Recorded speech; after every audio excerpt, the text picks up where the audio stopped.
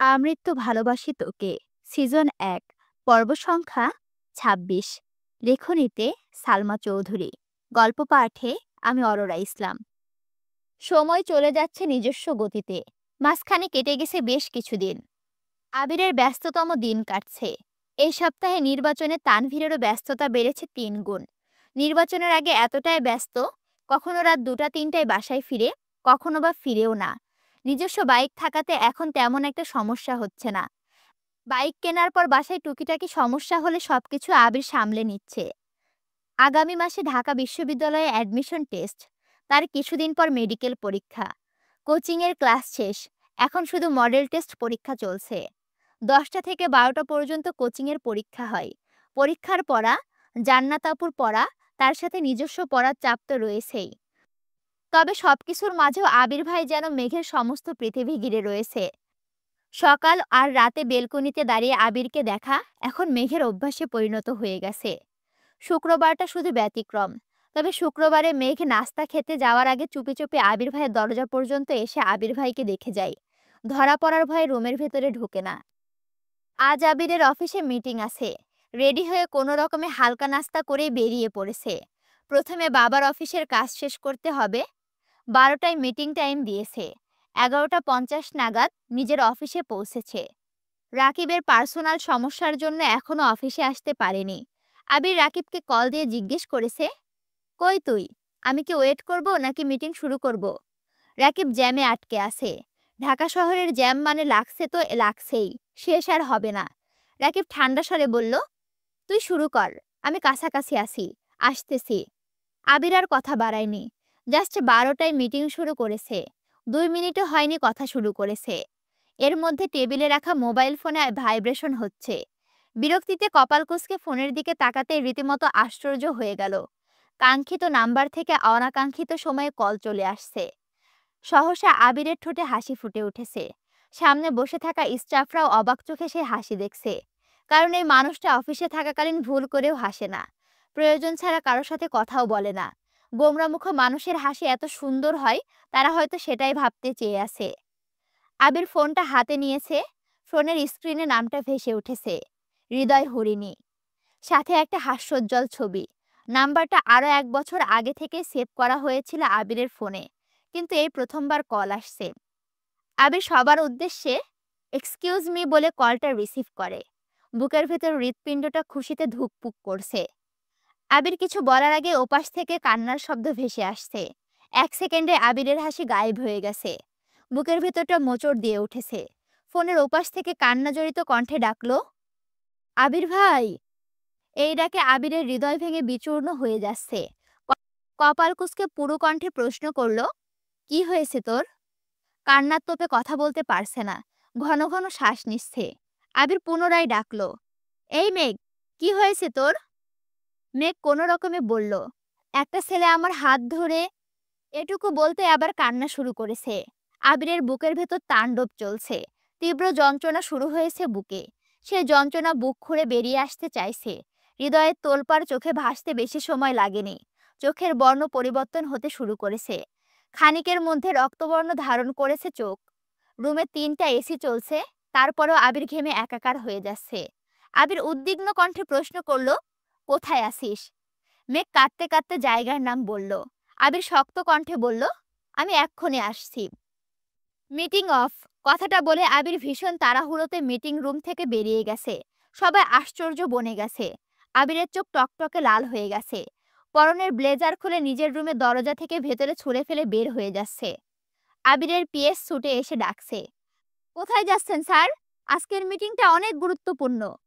আবির অগ্নিদৃষ্টিতে চেয়ে বলল, আমার যাওয়াটা এর থেকেও অনেক বেশি দরকার। আটকেও না আমায়। কথায় রাগের তীব্রতা স্পষ্ট। পিএস চিন্তিত স্বরে বলল, স্যার, ওখানে একটু পরে গেলে হয় না? অথবা অন্য কেউ গেলে মিটিংটা আপনি করতে পারতেন। আবির রাগান্বিত কণ্ঠে হুঙ্কার দিয়ে উঠল, আপনার বুকে এত সাহস যে আমার কলিজায় হাত দিয়েছে? ওই কুত্তার বাচ্চারে না মারলে আমার শান্তি হবে না। এর মধ্যে রাকিব অফিসে ঢুকেছে। আবিরের চিৎকার শুনে ছুটে আসে। আবিরের এত ভয়ঙ্কর রূপ দেখে ভীত স্বরে প্রশ্ন করে, মেঘের কি কিছু হয়েছে? আবির কোনো কথা না বলে রেগে কটমট করতে করতে চলে যাচ্ছে। রাকিব পেছন থেকে ডেকে বলল, আমি কি যাব তোর সঙ্গে? আবির শক্ত কণ্ঠেই বলল, লাগবে না। আবির এক প্রকার দৌড়ে বেরিয়ে গেছে অফিস থেকে। রাকিব এবার পিএস এর দিকে চেয়ে শুধালো, কি হয়েছে? এটা শান্ত স্বরে সবটা বর্ণনা করলো।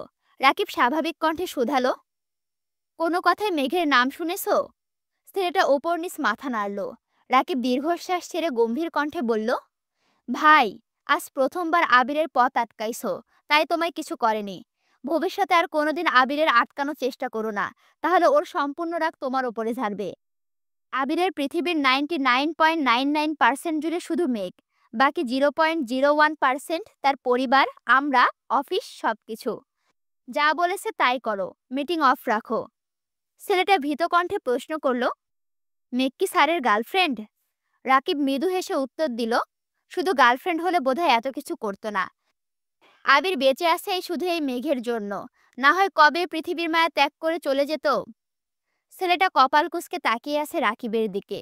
রাকিব তা বুঝতে পেরে শান্ত স্বাভাবিক কণ্ঠে বলল, সেসব বাদ দাও, কিন্তু ভবিষ্যতে এমন কাজ আর করো না। অন্তত পক্ষে মেঘের ব্যাপারে কোনোদিন নাক গলাবাই না। তাহলে দেখবা তুমি আসো, কিন্তু তোমার নাকই নেই। তো বি কেয়ারফুল। যতটা কুল আর শান্ত আবিরকে দেখো, সে এতটাও শান্ত না। রাকিব চিন্তিত স্বরে বিড়বিড় করে নিজের কেবিনে যাচ্ছে। আল্লাহ জানে কোন বিপদে আছে। জ্যামের জন্য মেন রোড দিয়ে যাওয়া অসম্ভব। অনেকটা রাস্তা ঘুরে আবির ঘটনাস্থলে এসে পৌঁছেছে। মেঘ একটা বেঞ্চে বসে কাঁদছিল। আশেপাশে 2-3টা লোক দাঁড়িয়ে আছে। আবিরকে বাইক থেকে নামতে দেখে মেঘ দৌড়ে গিয়ে আবিরকে জড়িয়ে ধরে হাউমাউ করে কাঁদতে শুরু করেছে। একটা মেয়ের মনের বিরুদ্ধে কোনো কিছু ঘটলে সেটার বহিঃপ্রকাশ ঘটে আপন মানুষের সামনে। মেঘের ক্ষেত্রে এমনটা ঘটেছে। আবিরকে দেখে যেন নিজের প্রাণ ফিরে পেয়েছে, তাই সব শক্তি ঠেলে কাঁদছে। আবিরের এক হাতে হিজাবের ওপর দিয়ে মেঘের মাথা আঁকড়ে ধরে রেখেছে, অন্য হাত মুষ্টিবদ্ধ করে দাঁতে দাঁত চেপে আছে। নিজের সবটা রাগ হজম করে শান্ত স্বরে বলল, কিছু হবে না, আমি আছি তো। একটু শান্ত হ প্লিজ। কয়েক মুহূর্ত চলে যায় এই বাধাহীন কান্না। কিছু সময় পর মেঘ বুঝতে পারে এভাবে আবির ভাইকে জড়িয়ে ধরা ঠিক হয়নি। সঙ্গে সঙ্গে মেঘ নিজে থেকে সরে দাঁড়ায়। মেঘের কান্না জর্জরিত মুখ আবিরের সান্ত্বনাকে নাড়িয়ে দিয়েছে। মেঘের চোখ মুখ ফুলে গেছে, সারা মুখে রক্তচাপ বেড়ে গেছে, যার ফলে নাক, গাল, থুতনি সব লাল হয়ে আছে। আবির দীর্ঘশ্বাস ছেড়ে 2 হাতে মেঘের চোখ মুছে ভারী কণ্ঠে শুধালো, কোন ছেলেটা? মেঘ ঘাড় ঘুরিয়ে তাকালো। আবিরের চোখও সেই দিকে পড়েছে।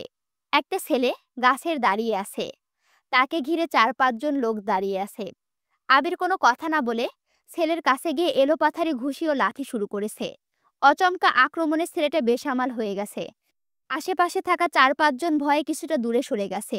আবিরের রাগান্বিত চাহনি ও তার মুখ দেখে তারা যেন আটকাতে সাহস পাচ্ছে না। মেঘ বিস্ময় চোখে আবির ভাইয়ের পানে চেয়ে আছে। আবির ভাইয়ের এই রূপ যেন জীবনে প্রথমবার দেখছে। বাসায় কয়েকবার শুনেছে আবির ভাই মারপিট করেছে, কিন্তু আজ তা নিজে চোখে দেখছে।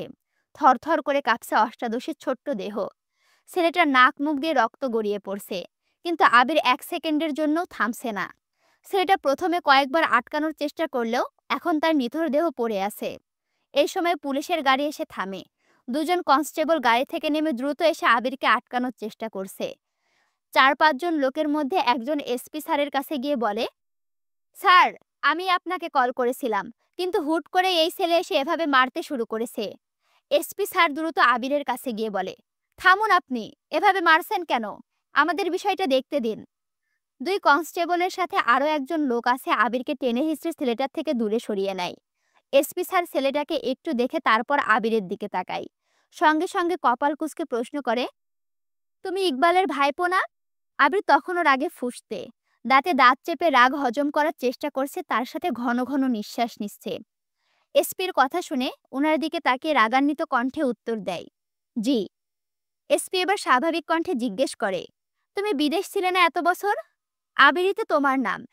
আবির কপাল কুঁচকে পুনরায় উত্তর দেয়, জি। এসপি মৃদু হেসে বলে, আমি ইকবালের কলেজ ফ্রেন্ড। ছোটবেলায় তোমাদের বাসায় অনেকবার গিয়েছি। এখনো ইকবালের সাথে মাঝে মাঝেই কথা হয় আমার। তা তুমি এই ছেলেকে এভাবে মারছিলে কেন? আবির ঘাড় ঘুরিয়ে মেঘের দিকে তাকিয়েছে। মেঘ নিশ্চুপ, বাইকের পাশে দাঁড়িয়ে বৃহৎ চোখে চেয়ে আছে। শরীরের কম্পন এখনো তীব্র। আবিরের সাথে সাথে এসপিও ঘাড় ঘুরিয়ে দেখল মেঘকে। আশেপাশের লোক বলছে, স্যার, ওই মেয়েটার সাথে অসভ্যতা করেছে ছেলেটা। এসপি আবিরের দিকে চেয়ে জিজ্ঞেস করলো, তোমার বোন? আবির মেঘের দিকে চেয়ে উত্তর দিল, চাচাতো বোন। এসপি একবার ছেলেটাকে দেখছে, আশেপাশের মানুষের কথা শুনছে, তারপর আবিরকে কিছুটা সরিয়ে সাইডে নিয়ে বলল, তোমরা আমার পরিচিত। আমি চাই না এই বয়সে তোমরা কোনো কেসে ফেসে যাও। সামনে তোমাদের ভবিষ্যৎ আছে। আর ওরা নেশাখোর, ওদের বড় বড় লোক আছে। আমরা ওই গ্যাংটায় ধরার চেষ্টা করছি, তাদের ধরতে পারলে এরা কিছুই না। তাই বলি, তুমি তোমার বোনকে নিয়ে চলে যাও, বিষয়টা আমি দেখছি। আবির কথাগুলো শুনল, দুহাত এখনো মুষ্টিবদ্ধ করে কটমট করছে। বুঝতে পারলো এখানে কিছু বলে লাভ নেই, তাই কথা না বলে মেঘের কাছে চলে গেছে। এসপি আর 2 কনস্টেবল আহত ছেলেটাকে নিয়ে থানায় চলে যাচ্ছে। আবিরের এলোমেলো চুল, ঘামে ভেজা শার্টটা শরীরের সাথে লেপ্টে আছে। চোখে মুখে ঘাম আর রাগ দুটোই জ্বলজ্বল করছে। চোখ এখনো লাল রঙা হয়ে আছে। কয়েক সেকেন্ড মেঘের কাঁপাকাঁপি দেখে আবির চলে গেল। দোকান থেকে একটা বোতল পানি কিনে নিজের মুখে পানি দিল, সাথে মাথায় কিছুটা পানি ঢেলে রাগ কমানোর চেষ্টা করছে। মেঘের কাছে গিয়ে তপ্ত স্বরে বলল, নে পানি খা। মেঘ আবিরের দিকে চেয়ে কাঁপা কাঁপা হাতে বোতলটা নিল। আবিরের চুলের পানি মুখে পড়ছে, মুখ থেকে পানি শরীরে নিচে টুপটুপ করে পড়ছে। মেঘ নির্বোধের ন্যায় চেয়ে আছে। অচমকা আবির একটু নিচু হয়ে মেঘের ওড়নাটা মাথা টেনে নিজের মুখ আর চুল মুছতে শুরু করেছে। আবিরের এমন কাণ্ডে যেন মেঘ আশ্চর্য বনে গেল। আবির চোখ মুখ মুছে পুনরায় মেঘের দিকে চেয়ে শান্ত কণ্ঠে বলল, মনে কর তুই কিছুই দেখিসনি, এখন একটু পানি খা। মেঘ ঢক ঢক করে কিছুটা পানি খেয়ে দীর্ঘশ্বাস ফেলল। ছেলেটার আচরণে যতটা ভয় পেয়েছিল, তার থেকেও 3 গুণ ভয় পেয়েছে আবির ভাইয়ের পেটানো দেখে। তখনই রাকিব কল করেছে। আবির কল রিসিভ করে ঠান্ডা কণ্ঠে বলল, বল। রাকিব চিন্তিত স্বরে শুধালো, ঝামেলা কি বেশি? আমি আর রাসেল কি আসবো? আবির ভারী কণ্ঠে বলল, না আসতে হবে না, আমি চলে আসবো রাকিব। তাহলে কি মিটিং ডাকবো? আবির মেঘের দিকে চেয়ে 2 সেকেন্ড ভেবে জানালো, হ্যাঁ আমি আসছি। রাকিব চিন্তিত স্বরে পুনরায় প্রশ্ন করল, মেঘ কোথায়? আবির জবাব দিল, আছে এখানেই। রাকিব মৃদু হেসে প্রশ্ন করল, মেঘকে নিয়ে আসবি অফিসে? আবির বলল, হ্যাঁ রাখছি, বলে কল কেটে দিয়েছে। আবির ফোন পকেটে রাখতে রাখতে স্বভাবসুলভ ভারী কণ্ঠে শুধালো, এখন বাসায় না গেলে খুব সমস্যা হবে? আমার একটা মিটিং আছে, মিটিং শেষ করে তোকে বাসায় দিয়ে আসতে চলবে? মেঘ ঘাড় নেড়ে কথায় সম্মতি দিল। তারপর অফিসের উদ্দেশ্যে চলে গেছে। অফিস গেটের সামনে আসতে রাকিব আর রাসেল একটা তাজা ফুলের তোড়া নিয়ে হাজির হলো। মেঘের দিকে চেয়ে তোড়া এগিয়ে দিয়ে হাসি মুখে রাকিব বলল, ওয়েলকাম ম্যাডাম। রাকিব কপাল কুঁচকে তাকিয়ে বলল, আমি ম্যাডাম হলাম কিভাবে? আমি তো। এতটুকু বলতে আবির ধমকে উঠল, যা দিচ্ছে নে, এত কথা বলতে হয় কেন? মেঘ আর কথা বাড়ালো না, চুপচাপ ফুলের তোড়া নিল। তারপর আবিরের পেছন পেছন আবিরের কেবিনে চলে গেল। আবির কেবিনের দরজা আটকে বলল, হিজাব খুলে ওয়াশরুম থেকে ফ্রেশ হয়ে আয়। মেঘ কিছুক্ষণের মধ্যে হাত মুখ ধুয়ে হিজাব খুলে চুল ঠিক করে বেরিয়ে এসেছে। আবির টেবিলের পাশে দাঁড়িয়ে ল্যাপটপে কিছু একটা চেক করছিল। মেঘ রুমে আসতে আবির নিজের চেয়ারে দেখিয়ে বলল, বস এখানে। মেঘ বিড়বিড় করে বলল, এটা তো আপনার চেয়ার। আবির চোখ রাঙিয়ে তাকাতেই মেঘ মাথা নিচু করে চুপচাপ আবিরের চেয়ারে বসে পড়ল। আবির 2 মিনিট ল্যাপটপে কাজ করে ভারী কণ্ঠে বলল, আমি শাওয়ার নিতে যাচ্ছি, কেউ ডাকলে দরজা খোলার দরকার নেই, তুই নিজের মতো রেস্ট নে। আবির 5 মিনিটে শাওয়ার নিয়ে কোমরে একটা টাওয়াল জড়িয়ে ওয়াশরুম থেকে তাড়াহুড়ো করে বেরিয়েছে। চোখে মুখে চিন্তার ছাপ। অচমকা আবিরকে এভাবে দেখে মেঘের বুকটা কেঁপে উঠল। উন্মুক্ত শরীর, শুধু কোমর থেকে হাঁটুর নিচ পর্যন্ত ঢাকা। মেদহীন পেট, 6 প্যাক হালকা চিহ্ন দেখা যাচ্ছে। শরীরে থাকা বিন্দু বিন্দু পানির কণাগুলো চিকচিক করছে। তা দেখে মেঘের হৃদস্পন্দনের মাত্রা বেড়ে যাচ্ছে, নিঃশ্বাস ভারী হয়ে আসছে। আবির এসে চেয়ারে 2 হাতলে চেপে মেঘের ঘনিষ্ঠ হয়ে মেঘের দিকে তাকালো। মেঘও বিস্ময় চোখে চেয়ে আছে আবিরের চোখের দিকে। এই চোখের ক্রোধ এখনো কমেনি। এত কাছে আসাতে আবিরের নিঃশ্বাস ছুঁয়ে দিল মেঘের ললিত মুখমণ্ডল। মেঘের রক্ত সঞ্চালন বেড়ে যাচ্ছে। মনে হচ্ছে মেঘের শিরা উপশিরায় তুফান চলছে। আবিরের দৃষ্টি মেঘের নেত্রে নিবদ্ধ। কণ্ঠ 4 গুণ ভারী করে শুধালো, ওই ছেলে তোর হাত ছাড়া অন্য কোথাও ছুঁয়েছিল? আবিরের প্রশ্ন মেঘের কর্ণপাত হলো কিনা কে জানে, খানিকটা সময় পর মেঘ চিবুক নামাতে নিল। আবির 2 আঙুলে আটকে দেয়। মেঘ পুনরায় আবিরের মুখের পানে তাকায়। চোখে মুখে ক্রোধ স্পষ্ট। আবির পুনরায় রাগান্বিত কণ্ঠে প্রশ্ন করল, বল শুধু, আর কোথাও ছুঁয়েছে? ওই কুত্তার বাচ্চারে জ্যান্ত কবর দিয়ে আসবো। আবির ভাইয়ের মুখের ভয়ঙ্কর কথা শুনে মেঘের শরীর কেঁপে উঠল। ঢোক গিলে কাঁপা কাঁপা কণ্ঠে বলল, আর কোথাও ছুঁইনি। আবির ভারী কণ্ঠে প্রশ্ন করল, সত্যি তো? মেঘ আস্তে করে বলল, সত্যি। এর মধ্যে দরজায় রাসেল ডাকছে, আবির, মিটিংয়ের সময় হয়ে যাচ্ছে। আবির এবার দীর্ঘশ্বাস ছেড়ে মেঘের থেকে দূরে সরে দাঁড়ালো। টেবিলের ওপরে রাখা ফোনের টাইম দেখে নিল। একটা শার্ট আর প্যান্ট পরে রেডি হয়ে চলে যাচ্ছিল। দরজা পর্যন্ত গিয়ে থমকে দাঁড়ালো। মেঘের দিকে চেয়ে বলল, দরজাটা ভেতর থেকে বন্ধ করে রাখ। কফি আর নাস্তা দিতে বলে যাচ্ছি। দরজা থেকেই নিবি, কেউ ভেতরে যেন না ঢুকে। আমি মিটিং শেষ করে আসছি। আবির চলে গেছে। কিছুক্ষণের মধ্যে আবিরের পিএস কিছু খাবার আর 1 কাপ কফি নিয়ে আসছে। মেঘ নাক পর্যন্ত ওড়না টেনে মাথা নিচু করে খাবারগুলো নিল। তারপর দরজা বন্ধ করে ওড়না সরিয়ে রুমটা ভালোভাবে দেখছে। দেওয়ালে কিছু কিছু মোটিভেশন লেখা, তার সাথে একটা দেওয়ালে 2টো ছবি আঁকা। যে ছবিটা আবির ভাইয়ের ফোনে মেঘ দেখেছিল। একটা বড় হাতের ওপর একটা পিচ্চি হাত শক্ত করে ধরা, নিচে 2টো লাইনও লেখা, আমার দেহে প্রাণ আছে যতদিন, এই হাত ছাড়বো না আমি ততদিন। তার নিচে মানে 2টা লাভ শেপ, বুঝছো? কালো কালারের যে লাভ হয় না, ইমোজি, লাভ ইমোজি, তার মাঝে ডি অক্ষর লেখা। এভাবে লেখা। অক্ষর দেখে মেঘ কপাল কুঁচকে চেয়ে আছে। মাথায় কিছুই ঢুকছে না। ডি দিয়ে কার নাম হতে পারে? মেঘের নাম এম দিয়ে, জান্নাত আপুর নাম জে দিয়ে। মেঘ বিড়বিড় করে বলল, তাহলে কি জান্নাত আপুর অন্য নাম আছে? এই যে উপন্যাস শুনছো আর মিসকি মিসকি হাসছো, তা সাবস্ক্রাইবটা কে করবে? হ্যাঁ, লাইক কমেন্ট কে করবে? প্রতিদিন কেন বলে দেওয়া লাগে তোমাদেরকে? এভাবে করলে কিন্তু একটা মারও পিঠ ছেঁড়া নিচে পড়বে না। তাড়াতাড়ি লাইক কমেন্ট সাবস্ক্রাইব করো। এবং কে কোথা থেকে ভিডিও দেখছো অবশ্যই কমেন্ট করে জানাবে, জানাতে যেন ভুলো না। এবং নেক্সট পর্বের জন্য অপেক্ষা করো। আল্লাহ হাফেজ।